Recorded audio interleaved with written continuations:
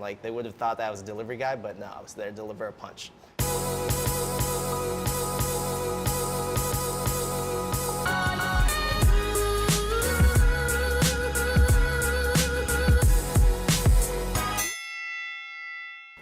Hey, I'm Ed Prokropsky, and this is Defend Yourself, the only show with hard hits and hard-hitting questions. And today I'm joined by writer and story editor for House of Cards, Tian Jun Gu. Hey, what's going on? Thank you for coming today. Yeah, thanks for having me. So first question I always ask is, do you have any fighting experience? Just karate in elementary school, and that's pretty much it. Did you ever break a board? No, I really wanted to, though. That would be cool. Yeah. When was the last time that you actually got into a physical fight? I got sucker punched in college, so I think that counts. The punch was meant for someone else, actually, and it connected with me instead, and the bouncers ended up dragging him out before I could get a punch in. But you took it pretty well, right? Yes. Okay. I was still on my feet, and I looked him in the eyes as he was being dragged away, so, you know. Okay, so if you could get anyone in the ring, who would it be and why? It would probably be, that's a really good question, Mickey Rooney, after the premiere of Breakfast at Tiffany's. Okay. Everyone would have been like, Mr. Yunioshi, like laughing it up, and then I would have been there. 1960s, this Chinese guy. Like, they would have thought that I was a delivery guy, but no, I was there to deliver a punch. Mickey Rooney plays probably one of the most racist caricatures of like an Asian person ever. And years later, he continued to defend it. He was like, you know, I had Chinese people and Asian people come up and say it was really funny, but he had like buck teeth, squinty eyes, and the director thought that it was funny to cast him as an Asian person instead of, I don't know, an Asian person. One. Well, good news is you get to get a real Asian person in the ring today, so you don't even need someone in caricature. Are you ready for round one? Let's do it. All right, cool. Here we go. All right.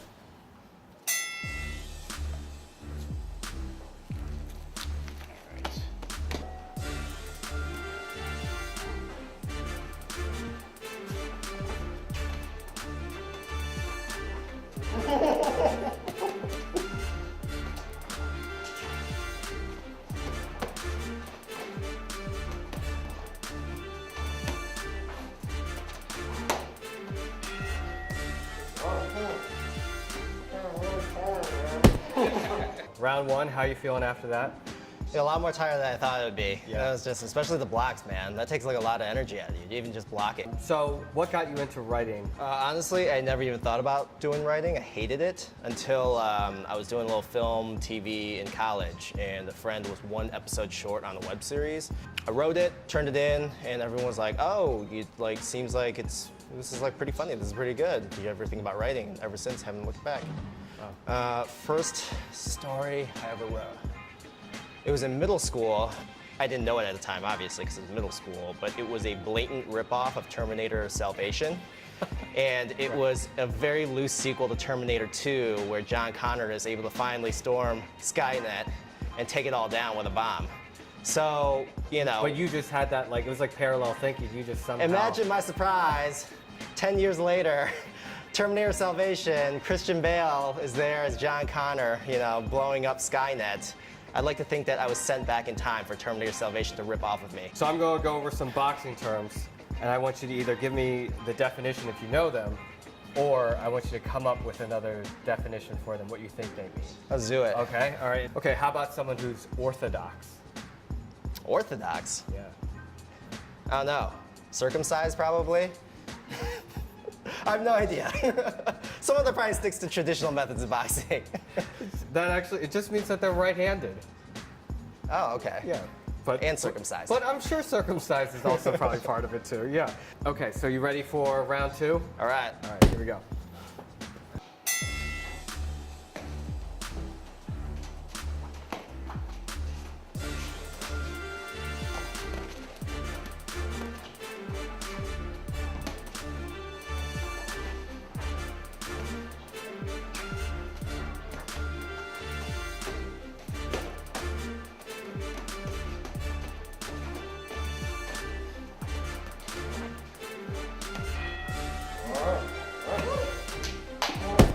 So, end of round two, how you feel after that? More tired than round one. Yeah.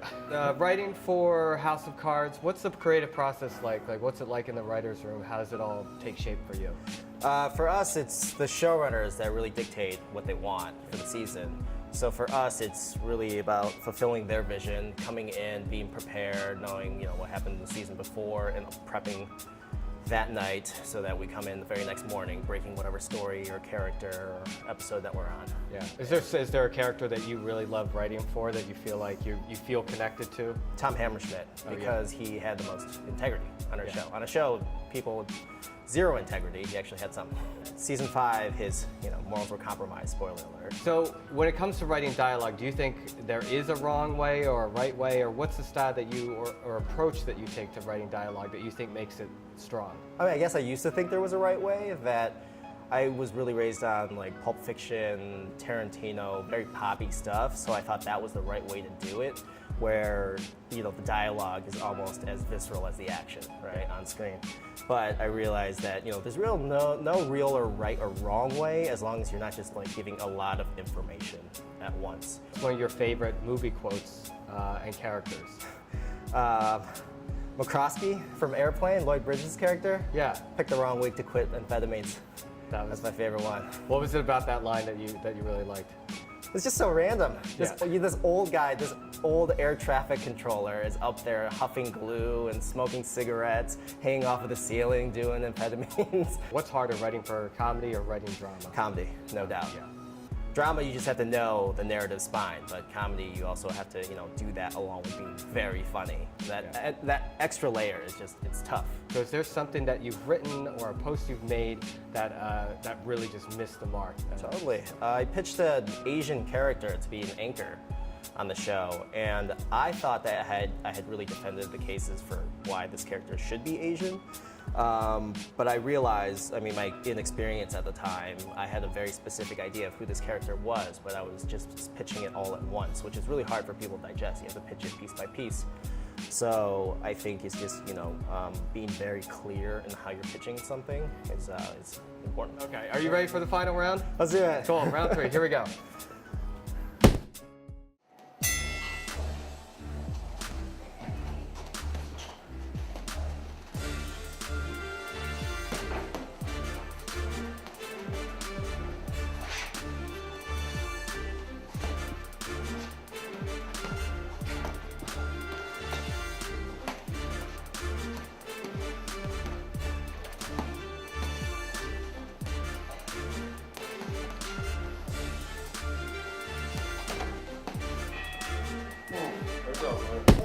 Cool, so you made it 3 rounds. How you feeling? The endorphins have kicked in. I'm feeling high, man. Oh, awesome. Feeling really so good. you could go like 10 more rounds, right? No. Okay, not 10 more rounds, but okay, so you feel good. Okay, so you were talking about that you had pitched an Asian American character before. Yeah. Talking about Asian American representation in media in general, do you think that's the answer? Do you think it's giving more scripts or more characters? Scripts, characters, that's part of the issue. You have to tackle it that way. But it's surface level, right? The people that are in charge, really at the top of like the screenwriting game, directing game, the business executives, everything, they've been rewarded for writing characters a very certain way for so long. And now it's up to us to then, really make those characters that were previously written actually like genuine human beings. And, ultimately tell those stories, be rewarded for it, and change the structure from within. And that's going to be on the creative side, on the business side, like globally. Do you have any advice for aspiring writers now, someone starting out in writing? Oh my God, write every single day and finish what you write. You have to finish what you write.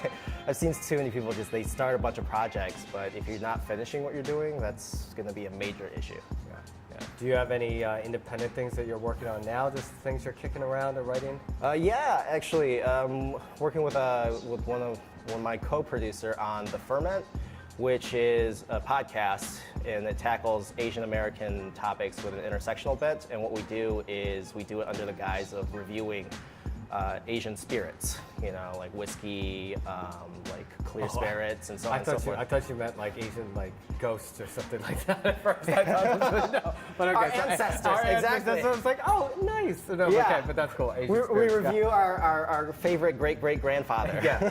What's your favorite thing to drink? When you sit down and enjoy a drink at the end of the day? Anytime, it's going to be a whiskey, any kind of whiskey. I'm really getting into Taiwanese whiskeys right now, Cavalan. Check it out. Oh, wow. Nice plug for Kaplan, whatever that is. I didn't even know that brand. Okay, so Final thoughts about the whole experience. What do you think? Oh my God, you're doing something really fantastic here, and this is a really great way to get us creative types off the couch and off our chairs and That's good. work it out. I So didn't even think about well done, that. man. That's awesome. Thank you. Anything you want to talk about? Projects coming up? Anything you want to plug? You can do this camera right here. Yeah, the podcast I was talking about earlier, it's coming out soon. Look out for it. The Ferment. Cool. All right, everyone. That's Tian Jun Gu. Give it up for him. Thank you so much for coming. Thank to you, defend man. yourself. Yeah. Appreciate it.